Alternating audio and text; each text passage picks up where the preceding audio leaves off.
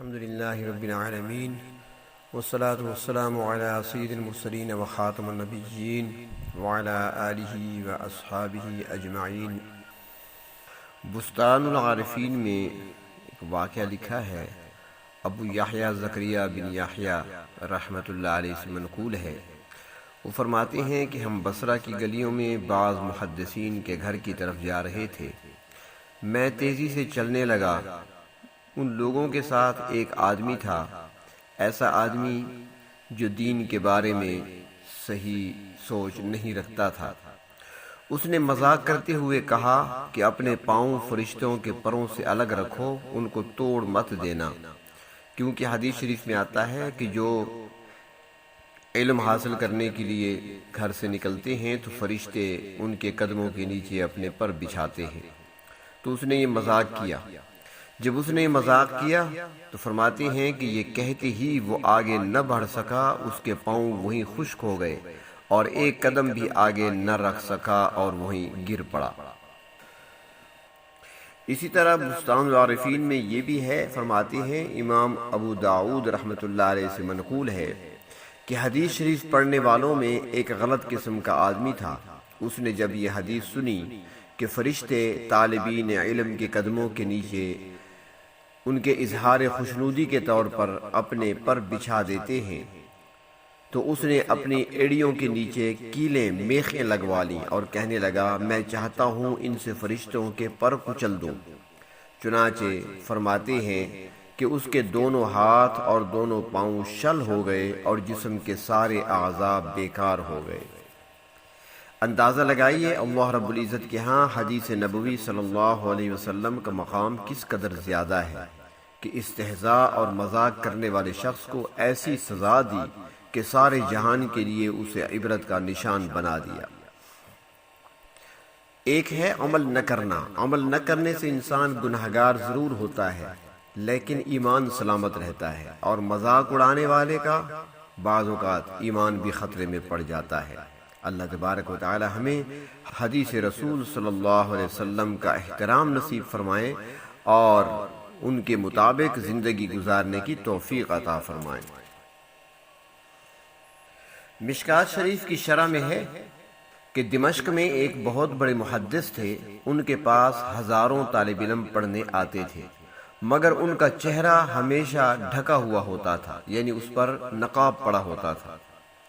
ایک شاگرد کہتا ہے کہ کئی سال ان کے پاس پڑھنے کے بعد ایک دن میرے بار بار پوچھنے پر انہوں نے مجھے اپنا چہرہ دکھایا۔ میں نے دیکھا کہ ان کا سر اور چہرہ بالکل گدھے جیسا تھا۔ استاد نے فرمایا کہ اے بیٹے، احادیث نبوی کی تحقیر نہ کرنا، مذاق نہ اڑانا، کیونکہ مجھے ایک بار اس حدیث میں شک گزرا کہ حدیث میں آتا ہے کہ تم میں سے کوئی رکوع میں جانے اور رکوع سے سر اٹھانے میں امام سے پہل نہ کرے، ورنہ اللہ تعالیٰ اس کے سر کو گدھے کے سر کی مانند کر دیں گے۔ میں نے اس بات میں شک کیا اور بطور تجربہ کے امام سے سبقت کی، یعنی امام سے پہلے رکوع میں جانا اور امام سے پہلے رکوع میں اٹھنا شروع کیا۔ پس اس عمل کی پاداش میں میرے چہرے کی یہ حالت ہو گئی جو تم دیکھ رہے ہو۔ دین کے ساتھ مذاق بہت بڑا جرم ہے۔ کسی بھی بات پر دین کا مذاق نہیں اڑانا چاہیے، اگرچہ بظاہر وہ بات چھوٹی سی معلوم کیوں نہ ہو۔ جب بھی نبی اکرم صلی اللہ علیہ وسلم کا فرمان مبارک پہنچے تو ہمارا سر جھک جانا چاہیے، اور ایک مسلمان کی شان یہ ہے کہ اللہ کے محبوب صلی اللہ علیہ وسلم کا حکم پہنچے تو بس جو قدم جہاں ہے وہیں پر رک جائے، اور صحابہ کرام رضی اللہ تعالی عنہم نے یہی تربیت حاصل کی تھی اور اسی کے مطابق انہوں نے اپنی زندگی گزاری اور انہوں نے مقام اور مرتبے حاصل کیے۔ حدیث شریف میں آتا ہے کہ ایک مرتبہ حضور اکرم صلی اللہ علیہ وسلم نے صحابہ کرام سے فرمایا جو مسجد کے اندر موجود تھے، آپ کوئی اہم بات ارشاد فرمانا چاہتے تھے تو آپ نے فرمایا کہ جو جہاں ہے وہیں بیٹھ جائے۔ صحابہ کرام سارے متوجہ ہو گئے، بیٹھ گئے۔ آپ نے بات مکمل کی۔ جب بات مکمل ہو چکی تو آپ نے دیکھا کہ ایک آپ کے صحابی اس حال میں بیٹھے ہیں کہ ایک پاؤں مسجد کے اندر ہے اور ایک پاؤں مسجد کے باہر ہے، اس حال میں بیٹھے ہوئے ہیں۔ تو آپ نے فرمایا کہ تم یہاں اس حال میں کیوں بیٹھے ہو، اندر آ جاؤ، سیدھا ہو کر بیٹھو۔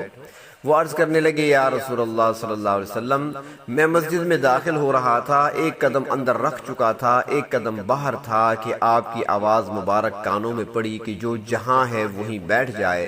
تو میں یہاں بیٹھ گیا، اس لیے کہ میرے دل نے گواہی دی کہ آپ کا حکم پہنچ چکا ہے۔ اب اگر میں نے قدم اٹھایا تو وہ قدم میرا سیدھا جہنم میں جائے گا۔ یعنی اس قدر اہتمام تھا اللہ کے محبوب صلی اللہ علیہ وسلم کا، حکم جب آتا تو بس جو قدم جہاں تھا وہیں پر رک جاتا۔ غزوہ احد میں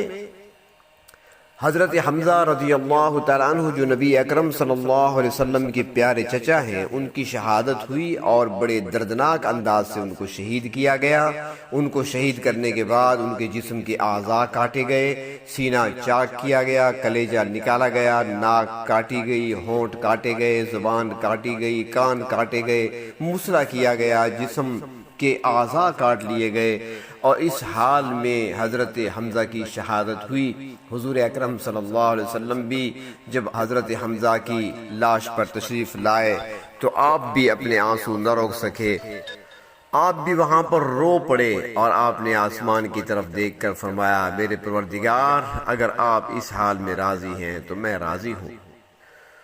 تو آپ صلی اللہ علیہ وسلم نے اس موقع پر دیکھا کہ حضرت صفیہ رضی اللہ تعالی عنہا جو حضور اکرم صلی اللہ علیہ وسلم کی پھوپھی ہیں اور حضرت حمزہ کی بہن ہیں،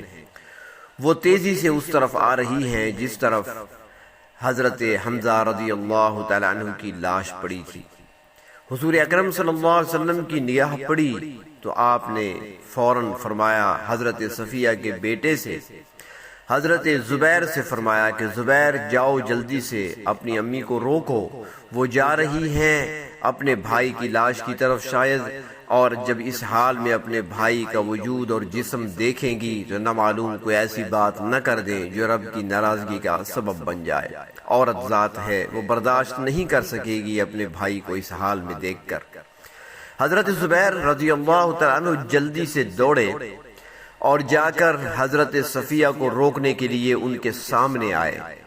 کہ امی جان نہ جاؤ، رک جاؤ۔ حضرت صفیہ چونکہ بڑی تیزی میں آ رہی تھی، بڑے جوش میں آ رہی تھی، انہوں نے اپنے بیٹے کے سینے پہ ہاتھ رکھ کر دھکا دیا، حضرت زبیر گر گئے اور حضرت صفیہ آگے بڑھ گئی۔ جب حضرت صفیہ آگے نکلی، حضرت زبیر گڑے ہوئے تھے، تو وہیں پر حضرت زبیر نے اسی حال میں اپنی امی کو پکارا کہ امی جان، میں خود روکنے نہیں آیا تھا بلکہ میرے محبوب صلی اللہ علیہ وسلم نے مجھے حکم فرمایا تھا، آپ کے ارشاد کے مطابق میں آپ کو روکنے آیا تھا۔ حدیث شریف میں آتا ہے کہ حضرت صفیہ کا جو قدم جہاں تھا وہیں پر رک گیا، اور بیٹے کی طرف دیکھ کر کہنے لگیں کہ اگر میرے بھتیجے حضرت محمد صلی اللہ علیہ وسلم نے آپ کو بھیجا اور آپ ہی کا حکم اور فرمان ہے تو جا کر میرے بھتیجے سے کہہ دیں کہ میں جا رہی ہوں اپنے بھائی کی لاش پر، لیکن مجھے جانے کی اجازت دے دیجئے، اس لیے کہ میں وہاں پر واویلا کرنے نہیں جا رہی، ماتم کرنے نہیں جا رہی، میں اپنے رب کو ناراض کرنے نہیں جا رہی، بلکہ اپنے بھائی کی شہادت کے بارے میں سن چکی ہوں، میں اپنے بھائی کو اس عظیم شہادت پر مبارکباد دینے جا رہی ہوں۔ تو صحابہ کرام رضی اللہ تعالی عنہم نے اس نکتے کو سمجھ لیا تھا کہ کامیابی وہ اسی میں ہے کہ اللہ کے محبوب کا حکم پہنچے تو جو قدم جہاں ہے وہیں پر رک جائے، ہاتھ جہاں پہ ہے وہیں پر رک جائے، سر انسان کا حکم کے آگے جھک جائے۔ اسی کا نام اتباع ہے، اسی کا نام اطاعت ہے، اسی کا نام تابعداری ہے، اور اسی تابعداری اور اسی اتباع پر انعام جنت ہے، اور اسی پر حاصل ہوتی ہے اللہ رب العزت کی رضا۔ اللہ تبارک و تعالی ہمیں اپنی رضا نصیب فرمائے اور اپنے محبوب صلی اللہ علیہ وسلم کے ہر حکم پر سر جھکانے کی اور عمل کرنے کی توفیق عطا فرمائے۔